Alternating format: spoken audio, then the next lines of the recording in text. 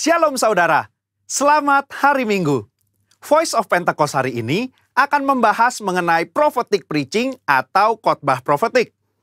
Khotbah profetik adalah khotbah yang disampaikan dalam hadirat, pengurapan, dan kuasa Roh Kudus agar kita dapat melakukan kehendak Tuhan di zaman now.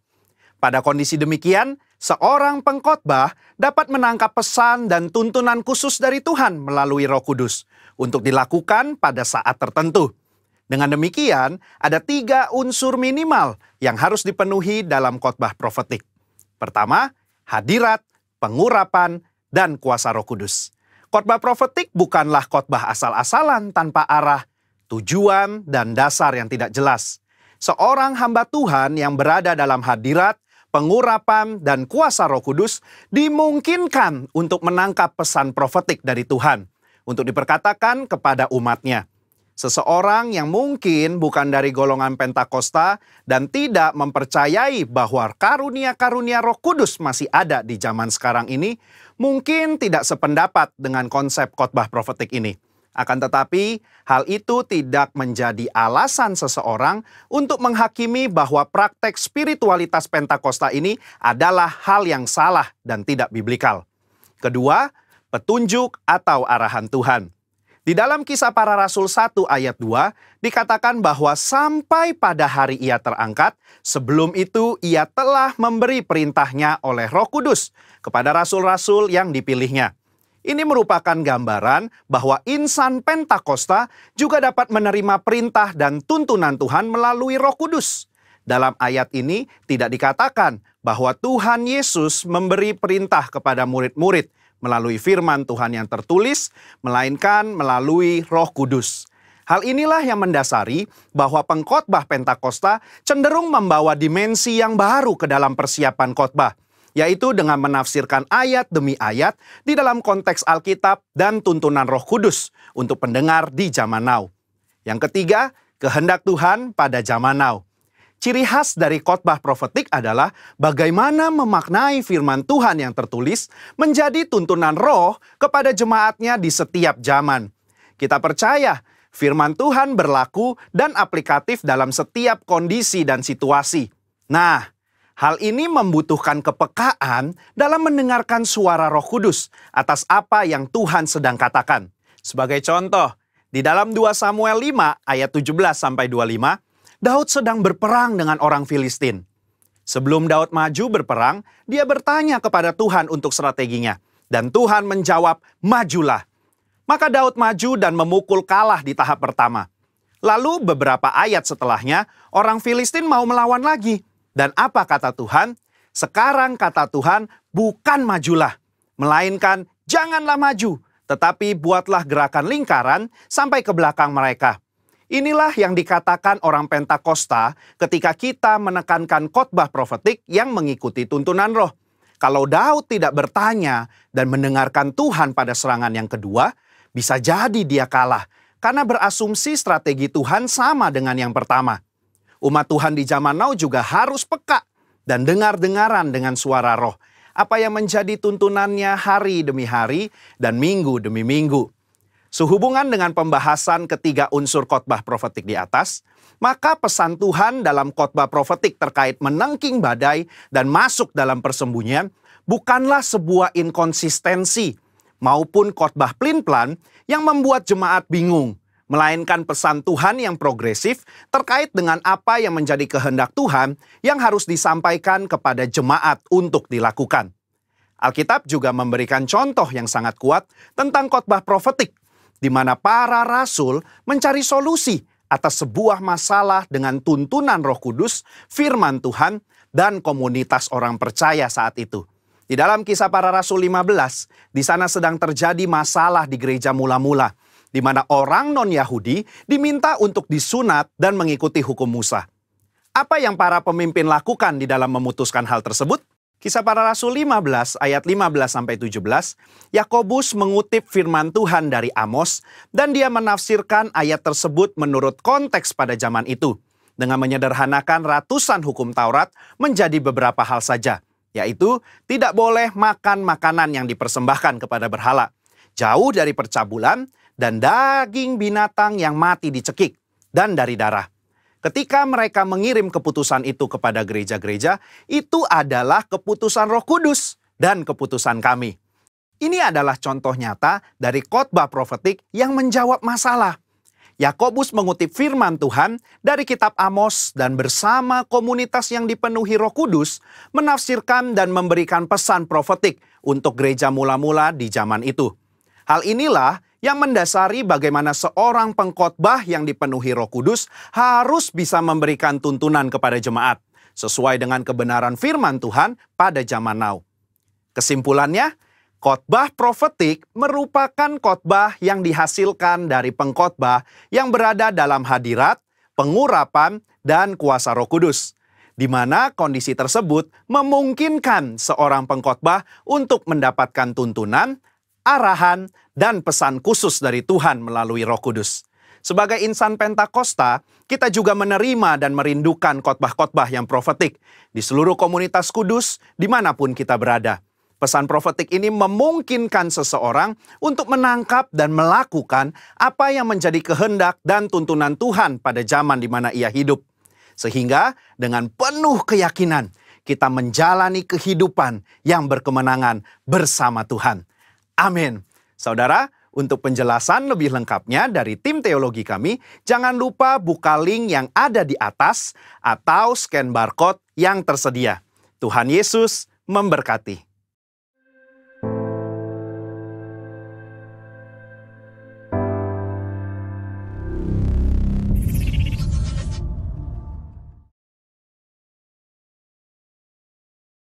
Makasih ya Tuhan. Kiralah batas syandaba kalalah batakasa kalalah. Urabataka, mari saudara kita akan masuk dalam doa syafaat pagi hari ini.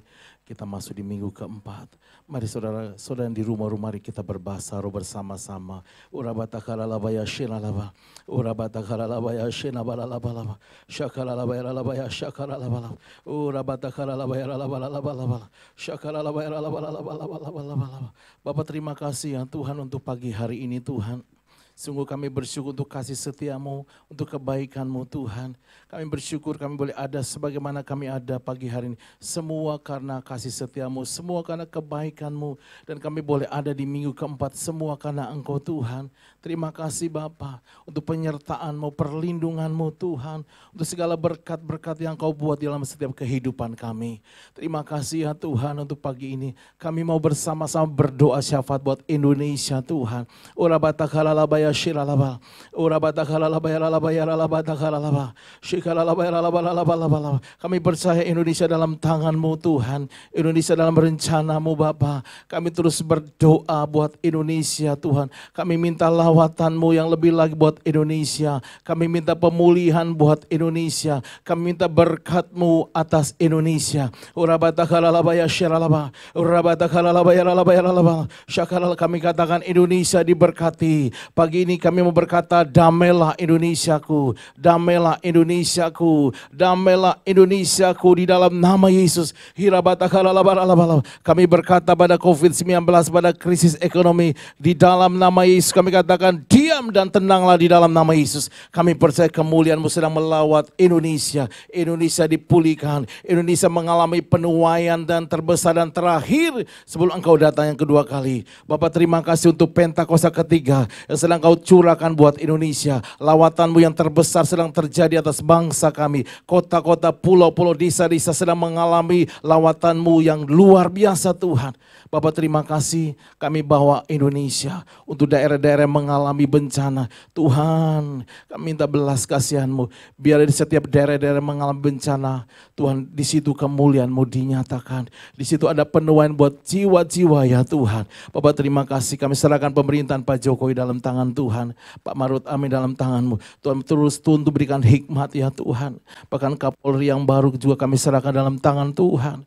Bapak terima kasih untuk Panglima TNI kami juga serahkan dalam tangan-Mu. Engkau yang berdaulat atas pemerintahan kami ya Abah. Engkau akan menuntun mereka ya Tuhan. Dari pemerintahan Pak Jokowi, Indonesia pasti dipulihkan. Indonesia pasti bebas COVID-19 di dalam nama Yesus. Kami berdoa untuk para pemimpin rohani kami. Gembala sidang kami Pak Niko Tuhan. Pagi hari ini Tuhan berkati memberkati hamba-Mu. Tuhan terus berikan kekuatan, kesehatan. Bahkan buat Ibu Hermin, kami mau serahkan di dalam tangan-Mu Tuhan. Bahkan keempat wakil hamba-Mu, Pak Niko, Dani, Pak Paul, Pak Johan, Pak Ranto besar, keluarga besar. Kami mau serahkan mereka dalam tangan Tuhan. Tuhan terus menuntun para pemimpin kami ya Tuhan. Berkati juga Karayon kami Pak James. Kami serahkan di dalam tangan-Mu ya Tuhan. Bahkan untuk gembala kami Pak Bambang ya Tuhan. Bahkan di minggu keempat ini hamba-Mu oleh anugerah-Mu akan menyampaikan firman-Mu. Kami berdoa di dalam nama Yesus. Biarlah pengurapan-Mu Tuhan turun atas hamba-Mu. Pada saat firman-Mu dilepaskan, firman-Mu tidak akan kembali dengan sia-sia. Firman itu akan membawa pemulihan, kesembuhan, bahkan kemerdekaan terjadi dalam nama Yesus. Kami serahkan hamba-Mu Bapa. Tuhan berikan kekuatan buat Ibu Indri. Tuhan sertai atau bahkan semua keluarga besar Pak Bambang dalam tangan Tuhan. Kami bawa juga Pak Tatang, Bu Ika dan semua keluarganya. Setiap pengerja, bahkan jemaat-Mu yang Tuhan, yang bersama-sama kami Tuhan pagi hari dalam ibadah online. Tuhan Engkau memberkati, biarlah yang lemah dikuatkan, yang sakit disembuhkan dalam nama Yesus. Apapun yang menjadi pergumulan umat-Mu, para pengerja-Mu, Tuhan Engkau berikan jalan keluar. Bahkan jemaat-jemaat-Mu yang mengalami COVID, kami berkata di dalam nama Yesus, setiap mereka yang kena COVID di dalam nama Yesus, mereka disembuhkan dalam nama Yesus. Bapak terima kasih pagi hari ini Tuhan, kami serahkan Tuhan dalam tangan-Mu untuk firman yang disampaikan. Tuhan berbicara pada setiap kami. Di dalam nama Yesus, mari kita sudah berdoa sama-sama katakan, amin. Shalom, selamat pagi Bapak Ibu jemaat Tuhan dimanapun Anda berada saat ini, di rumah atau dimanapun Anda berada saat ini mengikuti ibadah ini. Bapak Ibu Saudara, percayalah bahwa sukacita yang dari Tuhan akan membangkitkan kekuatan yang baru bagi kita dan membangkitkan pengharapan dan mencurahkan anugerah yang besar bagi kita setiap saat Saudara. Oleh karena itu mari kita siapkan hati kita saat ini, kita berdoa Saudara. Kita mau beribadah kepada Tuhan.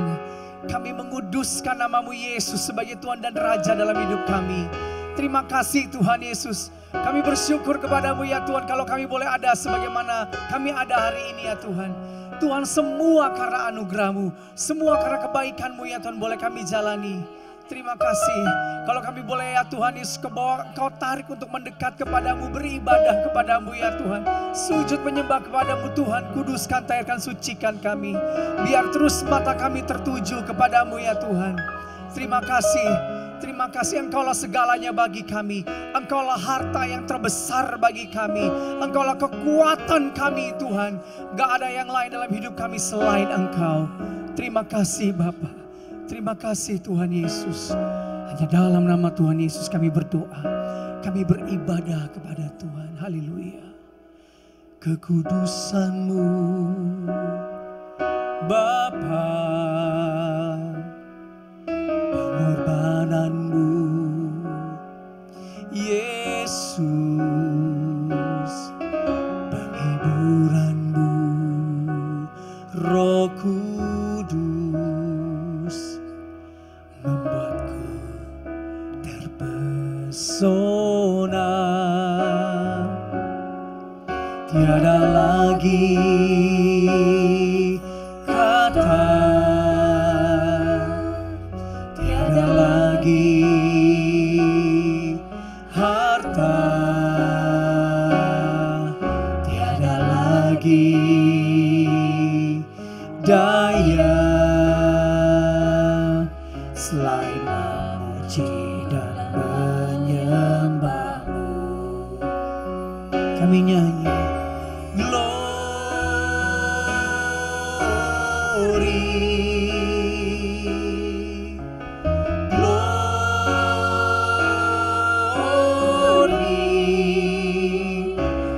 bagimu Yesus, Allah yang kudus selamanya.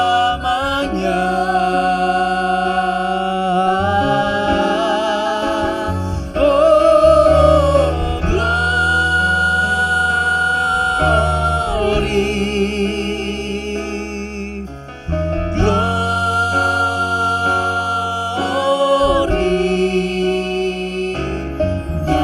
Hosana bagi Sang Raja, haleluya.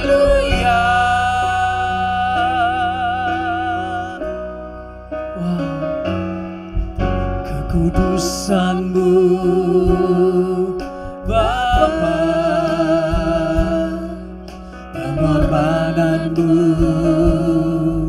Yesus, hiburanmu, Roh Kudus membuatku terpesona. Tiada lagi kata, tiada lagi harta, tiada lagi daya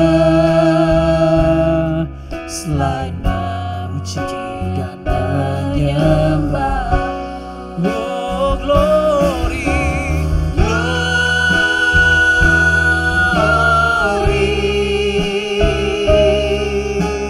glory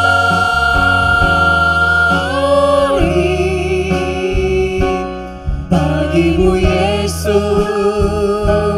Allah yang kudus selamanya.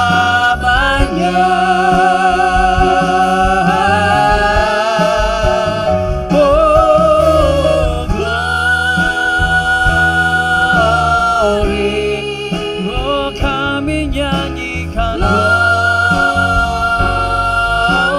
glory, nyanyi hosana bagi Sang Raja, haleluya.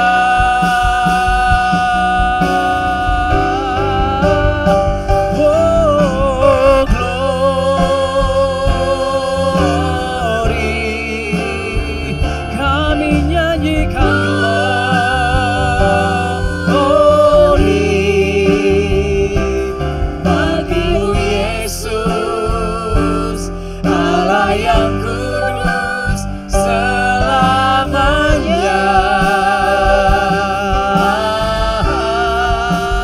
Oh glory,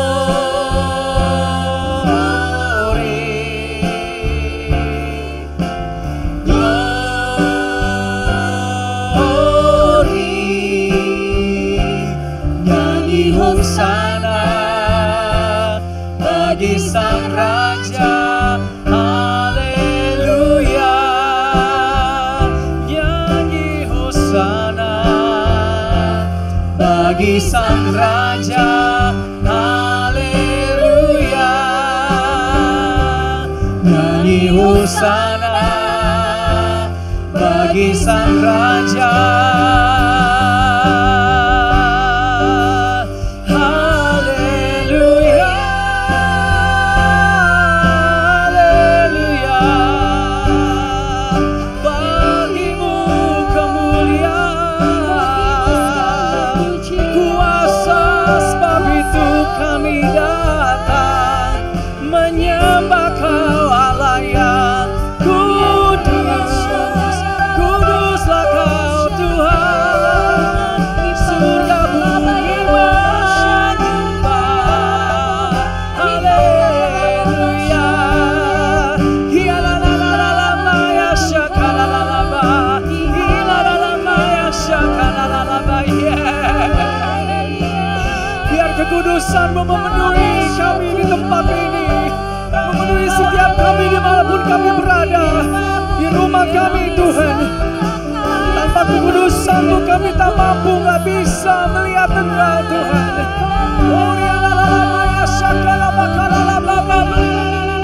Dan kekudusan-Mu lah yang menyembuhkan kami, memulihkan kami. Haleluya, haleluya.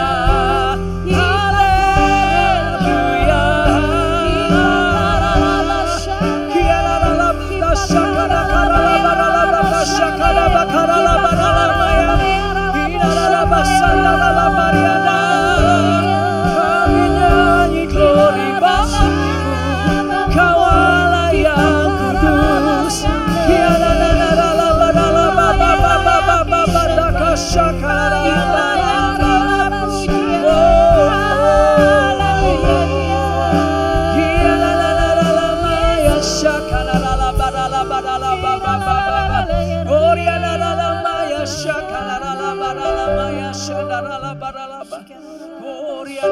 Maya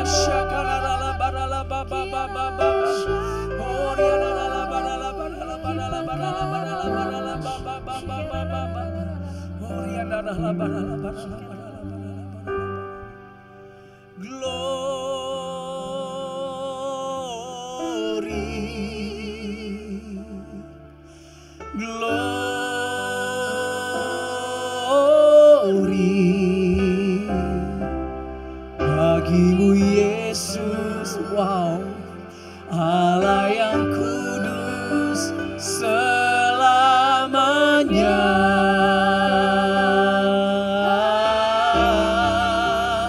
Oh, glory,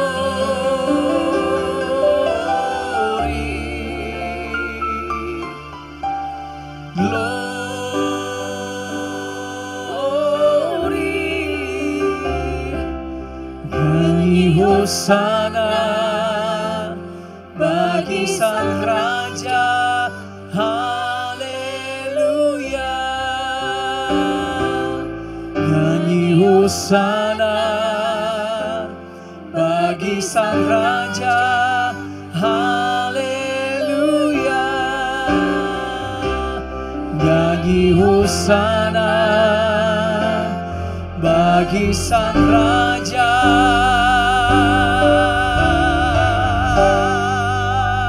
haleluya.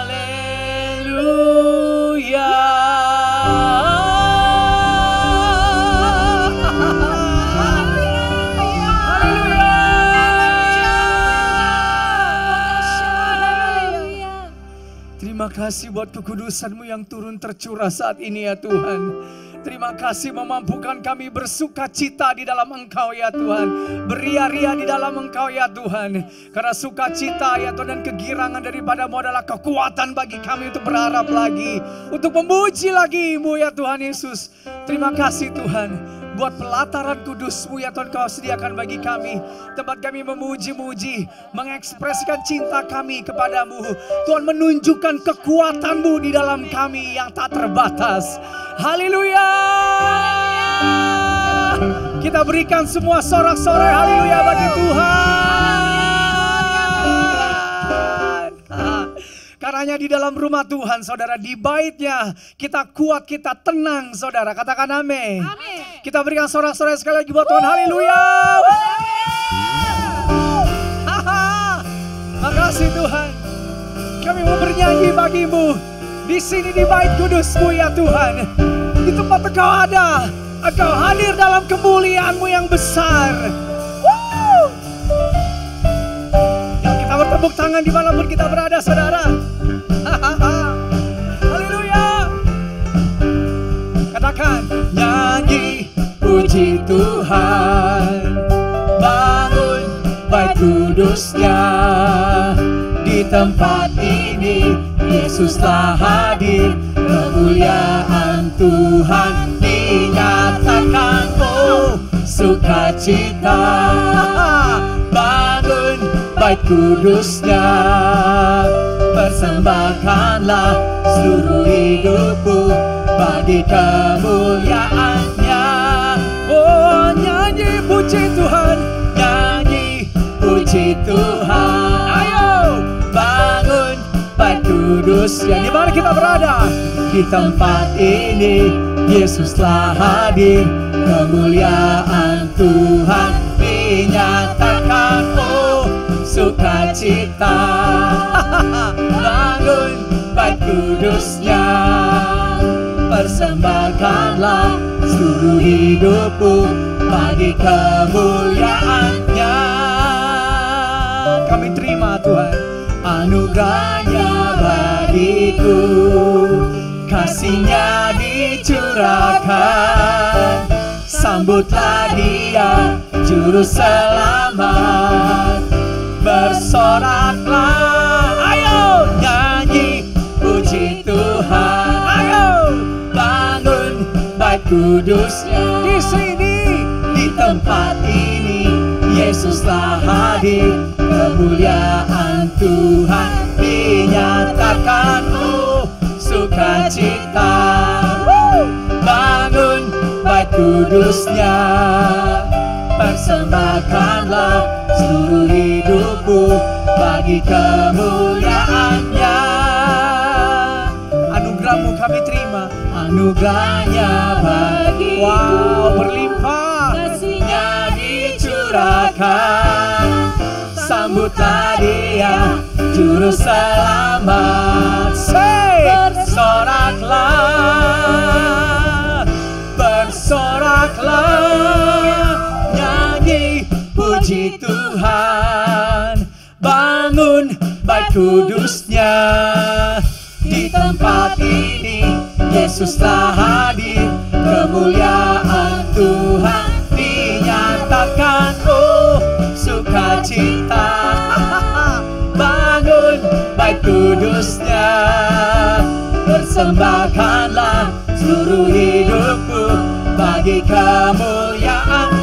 Persembahkanlah, persembahkanlah seluruh hidupmu bagi kemuliaan. Persembahkanlah, persembahkanlah seluruh hidupmu bagi kemuliaan-Nya. Haleluya. Bertepuk tangan dimanapun kita berada, saudara. Penuhi rumah kita. Katakan, nyanyi. Anugerah-Mu dahsyat, anugerah-Mu ajaib, anugerah-Mu besar bagi kami Tuhan. Haleluya. Bapa, terima kasih Tuhan. Anugerah-Mu yang berlimpah selalu baru bagi kami Kau sediakan. Terima kasih kami boleh dikuatkan ya Tuhan. Terima kasih ya Tuhan. Dalam rumah-Mu ya Tuhan, anugerah-Mu selalu tersedia bagi kami. Berlimpah-limpah ya Tuhan. Seturut dengan kekayaan dan kemuliaan yang ada pada-Mu bagi kami. Terima kasih Tuhan Yesus. Terima kasih Tuhan. Terima kasih Tuhan Yesus. Ku ada sebab anugerah-Mu. Ku ada karena kasih-Mu, Tuhan Yesus. Ku berterima kasih buat kasih rahmat-Mu. Ku ada karena kasih-Mu. Ku ada sebab anugerah-Mu, Tuhan Yesus. Terima kasih buat kasih rahmat. Kami mau bersyukur Tuhan. Terima kasih Yesus, Yesus. Terima kasih hanya anugerah-Mu buat hidupku sekarang. Ku kan memuji-Mu selamanya. Terima kasih Tuhan. Ku ada sebab anugerah-Mu. Ku ada karena kasih-Mu, Tuhan Yesus. Ku berterima kasih buat kasih rahmat. Terima kasih, terima kasih Yesus, Yesus. Terima kasih hanya anugerah-Mu buat hidupku sekarang. Ku kan memuji-Mu selamanya. Terima kasih, terima kasih Yesus, Yesus. Terima kasih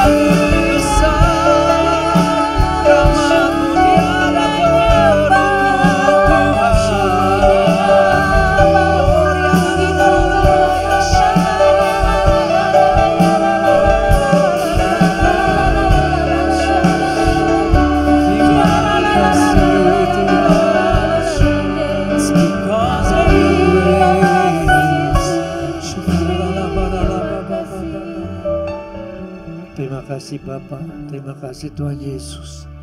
Terima kasih Roh Kudus, Engkau yang senantiasa hadir menolong kami Tuhan. Dan di saat Engkau sudah hadir, pakai mulut hamba-Mu mengajar kami bagaimana mendapat kesembuhan ilahi, kesembuhan daripada-Mu Tuhan, yang satu waktu bahkan tanpa obat, tanpa dokter, Engkau kerjakan di dalam orang percaya. Kerinduan kami dalam nama Yesus. Amin. Amin. Shalom saudara semua. Mengingat banyaknya yang sakit, maka Tuhan ingin mengajarkan, dan saya catat sebisanya saudara. Saya akan coba membawa tentang sumpah dan doa untuk orang sakit. Mari kita buka Yakobus 5. Mulai dari ayat 12 sampai 16. Ayat 12 mengatakan, tetapi yang terutama saudara-saudara, jangan kamu bersumpah demi sorga maupun demi bumi atau demi sesuatu yang lain. Jika ya, katakan ya, jika tidak, katakan tidak, supaya kamu jangan kena hukuman. Jadi peringatan pertama Tuhan katakan, jangan ada dusta di mulut kita. Karena bapaknya pendusta adalah si iblis. Nah, ayat 13 mulai Tuhan mengajar, kalau ada seorang di antara kamu yang menderita, baiklah dia berdoa. Saudara, biasanya kita sebagai, ya namanya juga masih hidup di bumi, biasanya kalau ada sesuatu yang gak beres dengan roh kita, kita pasti cari Tuhan. Cari Tuhan Yesus. Roh Kudus, tolong benerin nih. Ada yang gak bener nih. Dalam hatiku, dalam rohku. Tetapi keesokannya, kalau kami masuk angin, kami langsung ke dokter. Atau langsung beli obat dan sama sekali tidak mencari Tuhan. Nah, ini sesuatu yang sangat menyakiti hati Tuhan. Kalau kita mengaku Dia adalah Jehovah Rafa, Tuhan penyembuh kami. Masa kalau sakit nggak cari Tuhan dulu, nggak doa dulu, langsung ke dokter. Saya bersyukur ada dokter, saudara, ya, karena bagi yang imannya belum dilatih, belum terlatih, lebih baik cari dokter, ya, minum obat dan kita bisa sembuh. Tapi ada penyakit-penyakit yang sudah terlalu parah untuk dokter bisa atasi, dan akhirnya ke Tuhan juga larinya. Nah, Tuhan mengajar di sini, kalau ada seorang di antara kamu yang sakit, nasihat pertama, baiklah dia berdoa. Kalau ada yang bergembira, baiklah dia menyanyi. Kalau ada seorang di antara kamu yang sakit, udah doa nih, belum sembuh, panggil para penatua jemaat. Mereka yang imannya sudah lebih kuat, supaya mereka mendoakan kita, serta mengolesnya dengan minyak dalam nama Tuhan Yesus. Saudara, di sini banyak orang salah pengertian juga. Dianggap bahwa minyaknya itu yang menyembuhkan. Padahal bukan minyaknya, saudara. Minyak adalah lambang daripada Roh Kudus. Memang minyak kalau dipegang oleh orang yang penuh Roh Kudus, maka urapannya ada pada minyak itu juga. Dan waktu dioleskan memang ada kuasa mengalir, saudara. Tapi terutama yang menyembuhkan bukan minyaknya, tapi doa yang lahir dari iman kepada Tuhan Yesus. Amin. Karena itu di sini dikatakan panggil penatua, supaya mereka mendoakan serta mengolesnya dengan minyak dalam nama Tuhan. Dan doa yang lahir dari iman doa yang lahir dari iman akan menyelamatkan orang sakit itu, dan Tuhan akan membangunkan atau menyembuhkan dia. Dan jika dia telah berbuat dosa, maka dosanya itu akan diampuni. Tentu harus minta ampun dulu ya. Nanti kita akan dituntun hal-hal apa aja yang membawa penyakit kepada manusia. Lalu dikatakan kalau sudah berdoa, udah panggil penatua, belum sembuh juga, maka ayat 19 berlaku. Karena itu hendaklah kamu saling mengaku dosamu dan saling mendoakan supaya kamu sembuh. Karena doa orang yang benar bila dengan yakin didoakan sangat besar kuasanya. Saudara, apa maksudnya di sini? Hendaklah kamu saling mengaku dosamu. Saling mengaku dengan siapa? Biasanya saudara ya, dengan orang paling dekat kita. Ada satu pengalaman saya masih ingat waktu ya masih melayani di Karsa Pemuda, saudara ya. Dan satu hari ada seorang minta bapaknya didoakan karena dia dalam keadaan parah di rumah sakit Pertamina dan dokter tidak tahu penyakitnya apa. Makin parah, sudah nggak mau makan, semua infus sudah tidak bisa masuk. Dan akhirnya saya datang ke sana dan berdoa. Dan Roh Kudus katakan, panggil istrinya. Suruh saling mengaku dosa dan saling mendoakan supaya dia sembuh. Oh, ya saya kan nggak tahu. Telepon istrinya, saya mau menghubungi pasiennya lagi diam aja. Memang Tuhan sudah tuntun. Dalam waktu 5 menit istrinya datang nyelonong masuk. Dan saya katakan, ibu memang diatur oleh Tuhan datang ke sini. Bu, kita sebagai manusia, sebagai suami dan istri, pasti ada kesalahan satu sama lain. Nah ini bapak nih bisa sembuh kalau ibu mengaku kalau ada dosa yang belum diakui, yang bapak belum tahu. Atau bapak punya dosa, mendadak buka matanya si bapak, ya. Atau bapak punya dosa yang belum diakui kepada ibu. Tolong, saat saya akan keluar sebentar, saya nggak perlu dengar, tapi antara bapak dan ibu tolong saling mengaku dosamu. Sesudah itu saya akan masuk lagi. Saudara, apa yang terjadi? Saya tunggu sekitar 5 menit, saya ngintip dari luar. Wah, dua-dua lagi peluk-pelukan. Nangis. Si bapak mungkin sudah mengaku, "Ma, aku dulu pernah begini. Ampuni aku ya." "Iya Pak, aku juga pernah begitu. Ampuni aku ya." Akhirnya mereka saling peluk-pelukan, saudara. Nah, waktu saya masuk, saya katakan, "Kamu sudah melakukan firman Tuhan. Saat ini aku ambil otoritas dalam nama Yesus." Ya, saling mendoakan. Dalam nama Yesus. Penyakit saat ini engkau tidak punya hak lagi. Karena mereka melakukan kehendak Tuhan.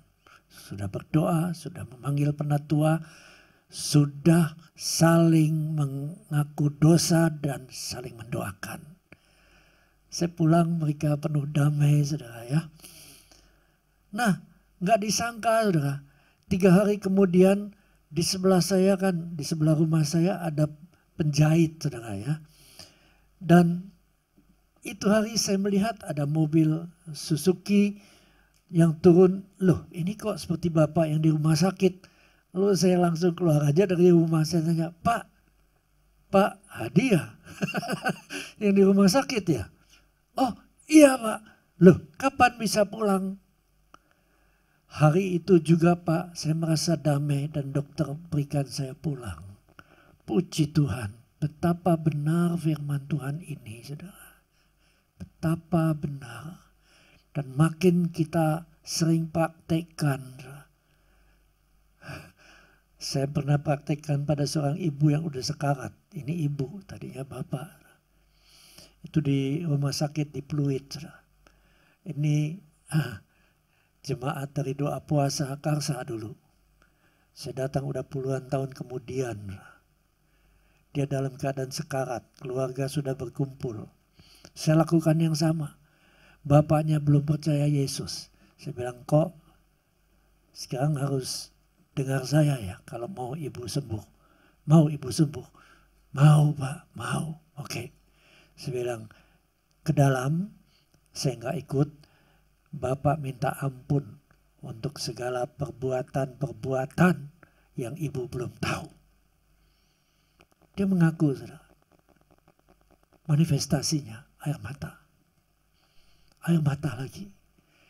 Dan beberapa hari kemudian si ibu tidak jadi meninggal, sampai sekarang juga masih hidup. Itu udah lebih daripada 10 tahun, 15 tahun. Ada, saudara.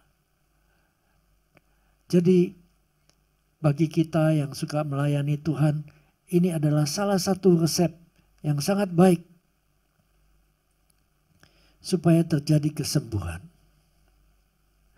Sekarang kita mau melihat penyebab-penyebabnya. Karena dulu waktu Adam dan Hawa masih oke-oke, tidak ada penyakit, saudara. Tapi sejak mereka melanggar, turun ke anak-anak, ke Kain, ke Habel, lalu penyakit masuk ke dalam dunia. Nah, di dalam Roma 8 ayat 13 dikatakan, jika kamu hidup menurut daging, menurut keinginan daging, kamu akan mati.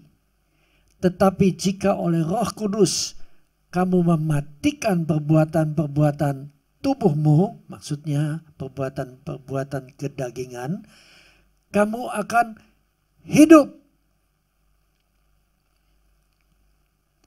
Apa sih kedagingan? Emang gak boleh makan daging? Oh, sama sekali gak ada hubungannya, saudara. Kedagingan adalah dosa-dosa. Baik, kita akan melihat lagi, sekalipun mungkin udah puluhan kali kita baca. Tapi biar hari ini Roh Kudus menerangi hati kita. Perbuatan daging telah nyata. Di sini ada 3 plus 2, 5 plus 8, 13 plus 2. Ya, semua dosa-dosa yang mengakibatkan kematian melalui penyakit biasanya. Yang pertama ada 3, yaitu dosa seks.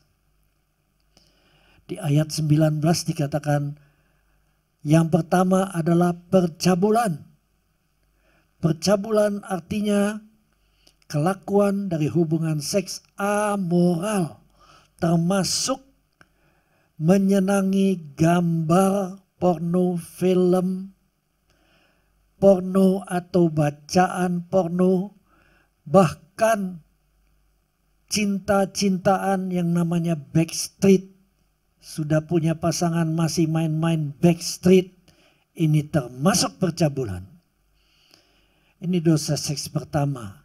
Dosa yang seks kedua adalah kecemaran, yaitu dosa-dosa seksual, perbuatan yang jahat dan kotor, termasuk pikiran dan keinginan hati. Saudara, nggak perlu terlalu dijelaskan, saya ambil yang sangat sederhana. Tuhan Yesus katakan, kalau kamu melihat seseorang dan engkau tergerak syahwatmu dan mengingini dia yang bukan milikmu, engkau sudah bersinah dalam hatimu. Itu cuma yang ringan, saudara. Yang berat saya nggak usah cerita. Ya, semua juga tahu. Dosa seks ketiga adalah hawa nafsu, yaitu sensualitas, mengikuti nafsu dan keinginan sedemikian rupa sehingga tidak lagi merasa malu dan tidak sopan. Biasanya, saudara, kalau sudah minum miras, maka kesadaran itu mulai, ya, rasa malu juga mulai hilang. Dan terjadilah hal-hal yang terlibat dalam dosa seks. Nah, daftar dosa kedua adalah okultisme. Yang pertama adalah penyembahan berhala. Penyembahan berhala yaitu menyembah roh-roh huruf kecil, orang atau patung berhala, kepercayaan kepada seseorang, lembaga, atau benda yang dianggap berkuasa setara, bahkan lebih berkuasa daripada Allah dan firman-Nya. Saudara, secara dunia orang mencari orang pintar. Kalau mau belajar tentang ini, tanya evangelis Tony Daud, dia ahlinya karena dulu dia juga dukun. Nah, dalam hal ini saudara ya, ada sihir, spiritisme, sihir hitam, kirim roh pembunuh, ya seperti itu. Menyembah setan-setan dan penggunaan obat bius untuk memperoleh pengalaman-pengalaman rohani. Dalam pelayanan kelepasan kadang-kadang kita temui hal-hal yang seperti ini. Saya ingat satu kali kami diundang ke seorang bapak yang kanker stadium 4 di Cipinang. Ya. Alamatnya saya nggak usah sebut, saya juga lupa. Sampai di situ dia ada di tempat tidur tergeletak keadaan sekarat. Lalu kita mulai tanya, karena keluarga ini belum Kristen saudara. Tapi istrinya pernah diajak ke gereja dan dia tanya, siapa yang bisa doain yang kasus begini? Oh itu. Ya, lalu saya ditunjuk. Saudara sampai di sana kita mulai tanya, udah ke Gunung Kawi? Oh sudah, lebih dari itu Pak. Lalu apa, jimat apa yang disimpan dalam rumah? Lalu dicerita, kita ada jimat, itu saya masukin di dalam bata, ditutup lagi dengan semen, dan bata itu dikubur di halaman depan. Setiap malam Jumat kita kasih sajen. Kita bakarin menyan. Oh, ini rupanya. Lalu dia bisa apa? Oh, dia bisa kasih berkat kepada kami. Sekarang kamu kaya. Enggak juga Pak. Permulaannya memang ada hoki dibilangnya. Habis itu habis lagi. Nah itu cara iblis saya katakan. Tolong tunjukin tempat di mana kamu kubur bata itu. Kami gali saudara. Pecahin batanya, jimatnya diambil, pinjem panci, isi spiritus sedikit, masukin jimatnya, kasih api dalam nama Tuhan Yesus. Pergi! Apa yang terjadi? Api itu muter saudara ya, kuning dan ujung-ujungnya waktu mau padam, jimatnya sudah habis terbakar, warna api itu hijau. Nah ini biasa menandakan bahwa ada kuasa-kuasa setan di dalam jimat ini. Ya udah jelas saudara ya, nggak pakai lihat api juga tahu. Sementara kita bakar di dalam tuh berteriak saudara, pasiennya berteriak, wah dia teriak kenceng-kenceng. Dan saat itu setan yang di dalam dia itu pun meninggalkan. Waktu kami masuk kembali, kami tengking dalam nama Tuhan Yesus dan Roh Kudus mengusir setan itu, maka dia kembali tenang.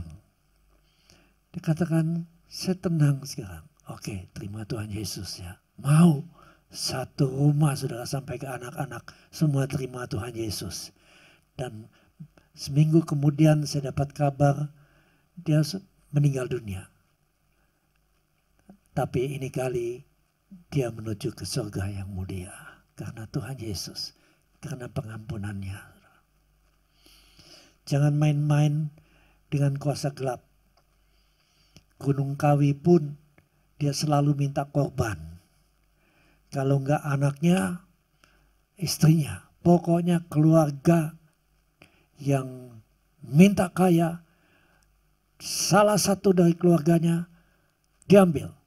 Malah yang punya kasino saya dengar setiap tahun satu. Setiap tahun mati satu. Iblis tuh nggak pernah kasih berkat secara gratis. Selalu ada imbalan. Yang kasih berkat berkelimpahan hanya Tuhan Yesus.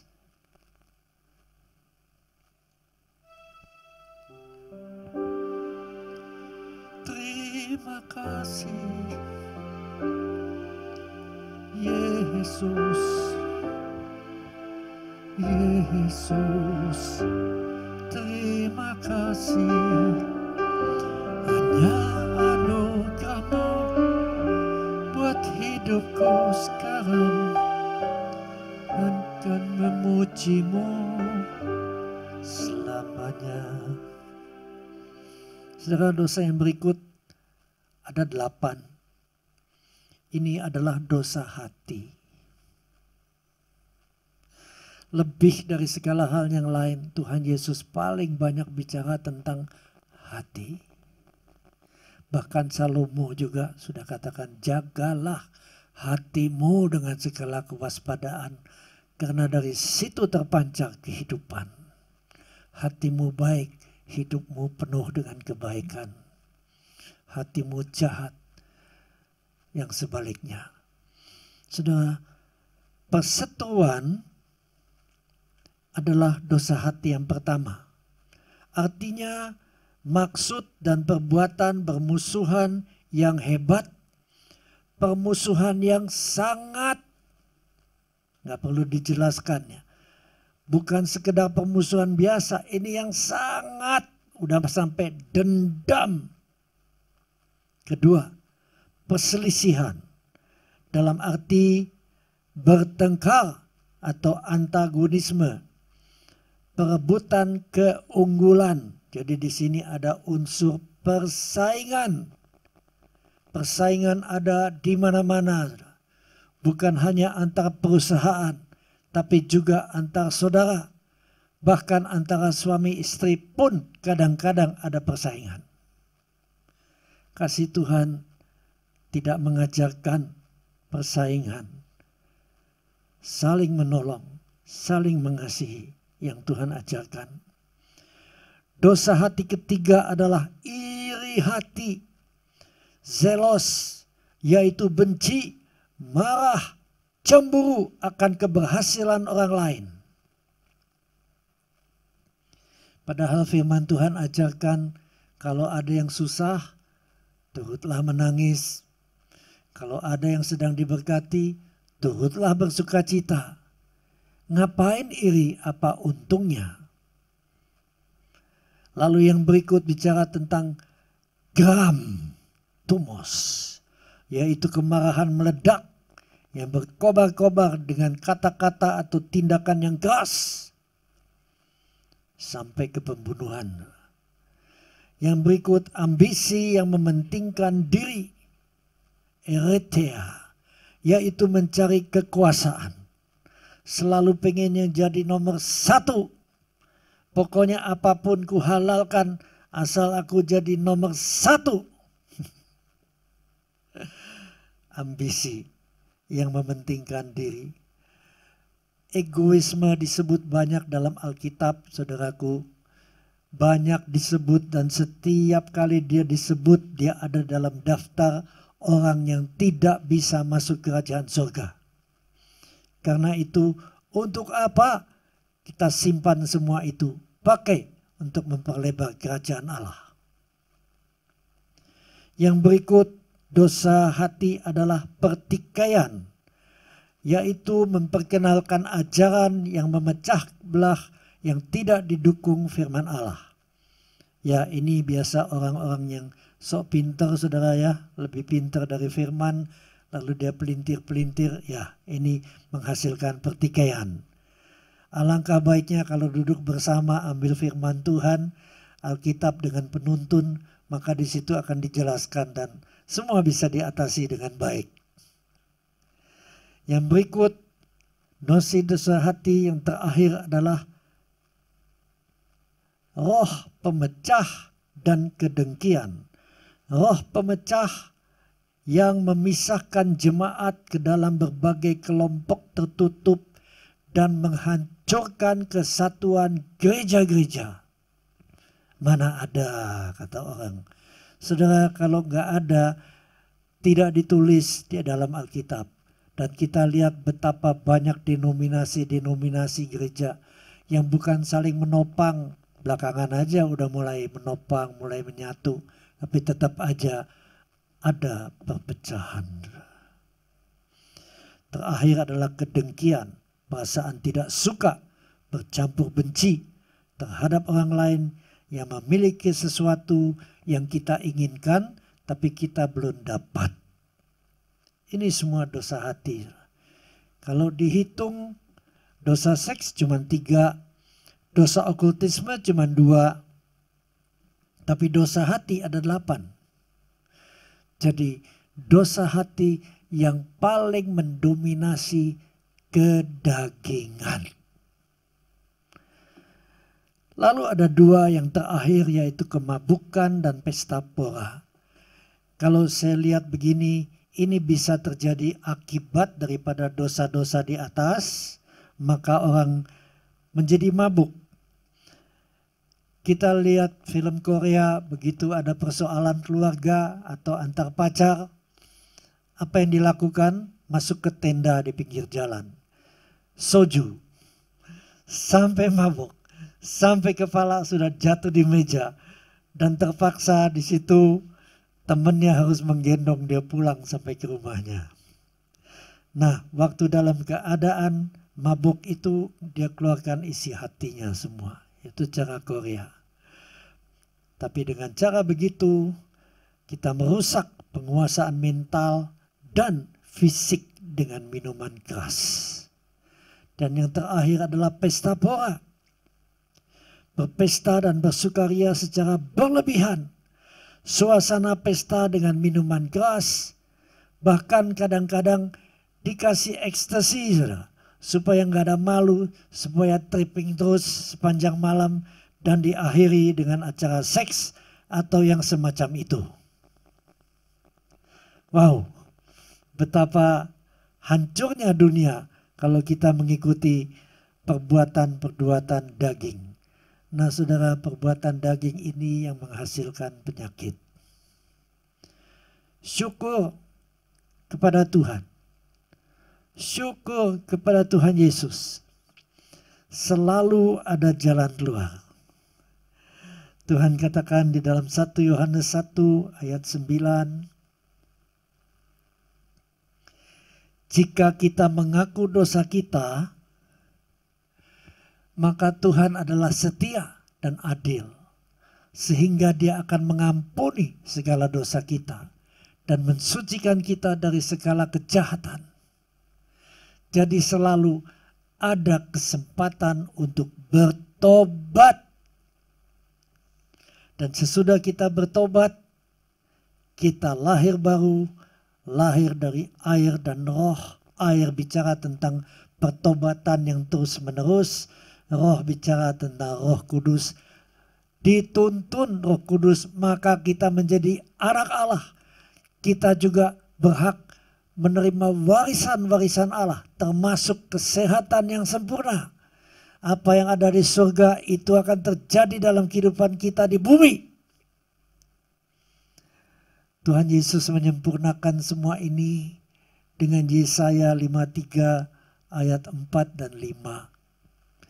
Waktu Tuhan Yesus mulai disesah, Via Dolorosa terjadi, kita pikir dia kena tulah. Padahal dia sedang menanggung dosa kita. Dan di situ dikatakan dia diremukkan karena dikatakan sesungguhnya waktu dia diremukkan penyakit kitalah yang ditanggungnya dan kesengsaraan kita yang dipikulnya. Jadi bukan Tuhan kena tulah, bukan Tuhan dihukum. Dia memilih untuk mengalami itu karena kasihnya kepada kita. Saudara, saya percaya kita semua pengen sehat. Amin. Tak seorang pun pengen sakit dan hidup dalam kesedihan, hidup dalam kekalahan, bahkan kadang-kadang dalam perbudakan akan dosa-dosa tertentu. Tapi Tuhan beri kesempatan.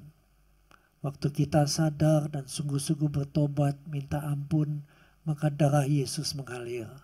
Dia sucikan segala pelanggaran dan dosa kita. Apa yang terjadi? Maka tidak lagi ada penghukuman bagi kita yang ada dalam Kristus Yesus. Bagi kita yang mengikut tuntunan Roh Kudus. Kita hidup suci. Kita hidup sesuai firman Tuhan. Yang paling penting adalah ketaatan. Karena ketidaktaatan umat Tuhan banyak mati di padang gurun. Dan sampai perjanjian baru pun karena ketidaktaatan, maka banyak kesedihan-kesedihan masuk ke dalam hidup manusia. Saudara ingin dipulihkan, saudara ingin terus sehat walafiat. Kalau virus datang menyerang tubuh kita, Roh Kudus akan bunuh virus itu dengan segera. Kedengarannya sombong, tapi memang Tuhan katakan seperti itu. Kita sudah diangkat dari bawah hukum dosa dan hukum maut, ditarik ke atas, ditaruh di bawah hukum kehidupan, roh kehidupan dalam Kristus Yesus. Kalau kita dalam keadaan itu, tidak ada satu virus bisa menyerang kita tanpa Roh Kudus akan membunuhnya. Mari kita berdoa. Kira nama syaitan.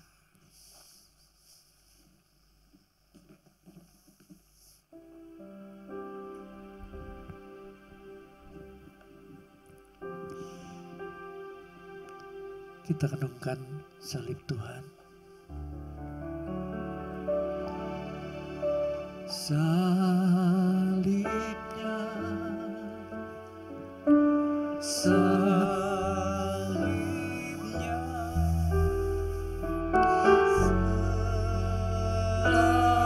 selamat mulia,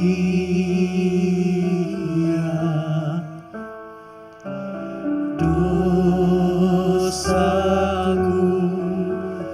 disucikan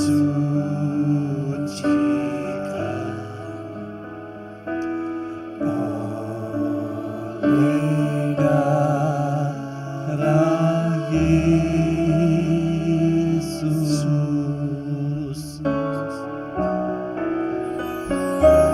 Salibnya,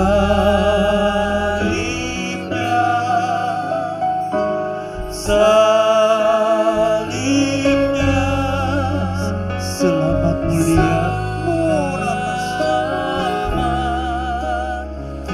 mulia,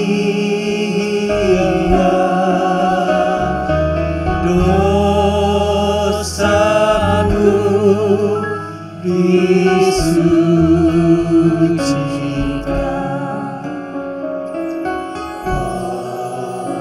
oleh darah Yesus.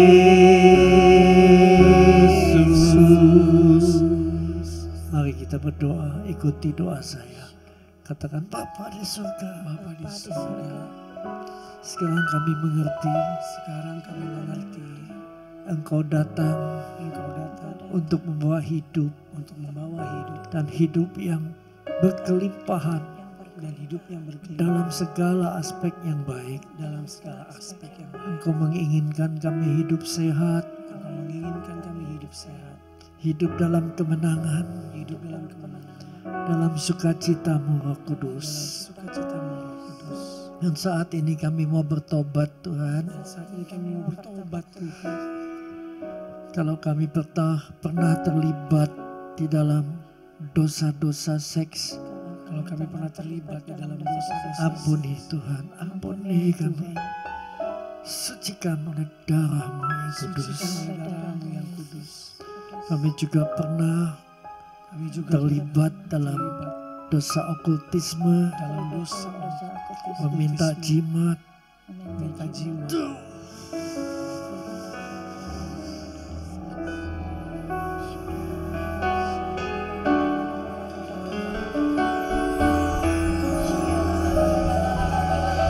darah Yesus sucikan.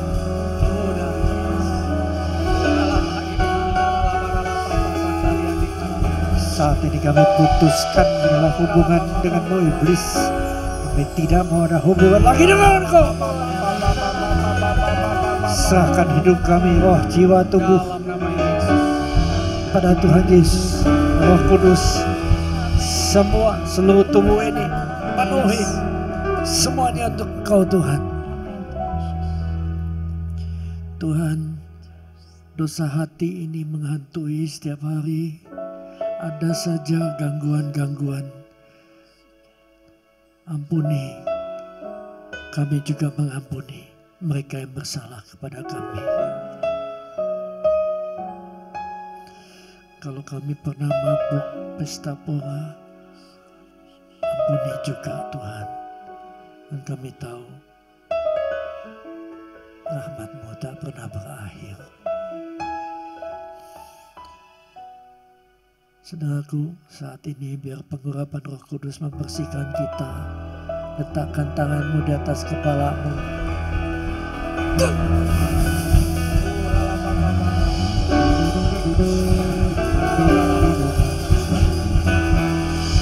Sikata karabari, sada karabasi.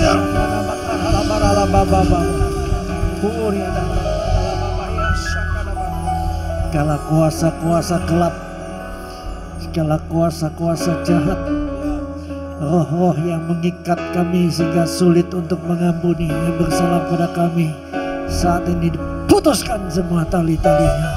Dalam nama Yesus kami tolak Engkau, kami usir Engkau keluar dari hidup kami. Hanya Roh Kudus, Roh Kudus penuhiku.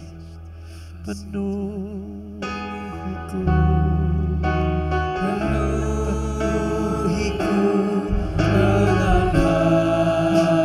hadirat-Mu,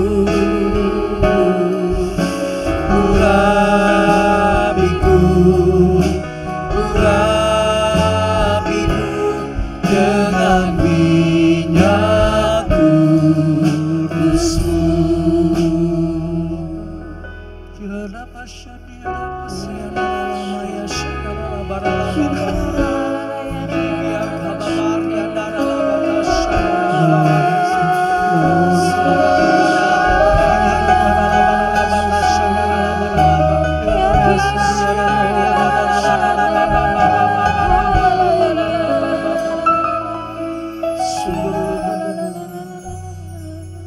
Terima kasih Yesusku, terima kasih Yesusku.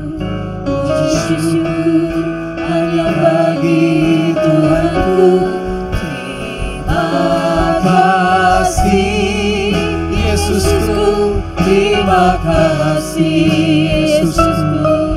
Puji syukur hanya bagi Tuhanku. Makasih Tuhan, kami percaya saat ini kami dikuduskan, roh, jiwa, tubuh. Kami kudus di hadapan-Mu. Iblis tidak punya hak apapun atas kami. Biar kami pulang dalam damai sejahtera-Mu Bapa, dalam kasih-Mu yang ajaib. Dan kuat kuasa-Mu Roh Kudus semakin hari semakin Kau tambahkan untuk meneruskan pelayanan-Mu, membinasakan pekerjaan iblis, menghadirkan kerajaan Allah di mana-mana, mulai saat ini sampai Maranatha. Dan semua yang percaya katakan amin. Tuhan berkati berlimpah-limpah.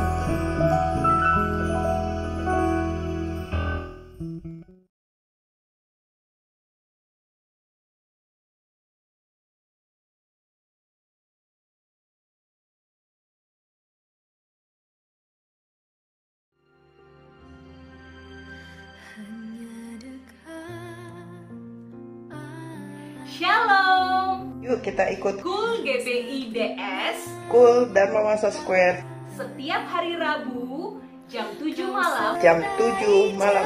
melalui Zoom. Ada sharing firman, kesaksian, juga ada gamenya. Tuhan Yesus memberkati.